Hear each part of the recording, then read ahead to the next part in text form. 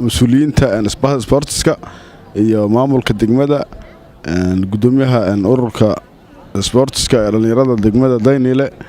gudoomiyaha ku-xigeenada xogeynta wax dhamaantiin gudoomiyaha dhalinyarada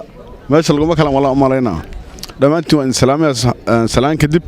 aadan ugu faraxsanahay galabta garoonkan la furay la furay oo dhalinyarada ku ciyaarayaan gabdha iyo wiilalba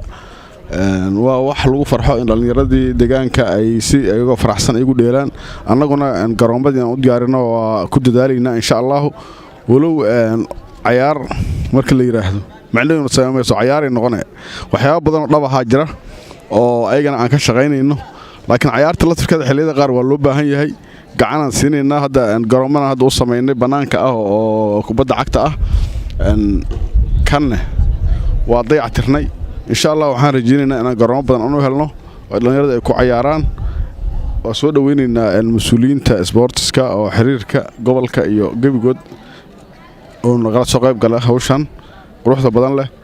daayigana kulli waa shaqadoodii ayaga aad nooga yaqaan waxaan rajaynaynaa inay gacan weyn naga sii doonaan annaguna waxaan ku dadaalnaa wax kasta oo dhalinyarada degmada Daynile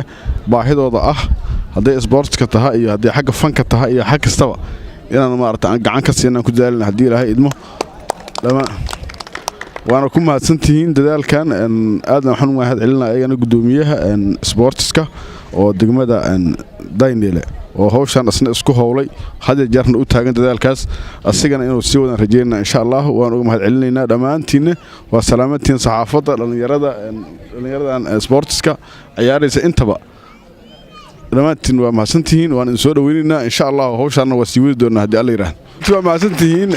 garoonku waa noo furan yahay wixii galabta ka dambeeya waa noo furan yahay sida uu sheegay gudoomiyaha waxaa loo deey doonaa qaybta ay qusaysan intaan kubadda cagta wixii ahna garoomada banaanka aan ka sameeyay ku ciyaar doonaa hadii Ilaahay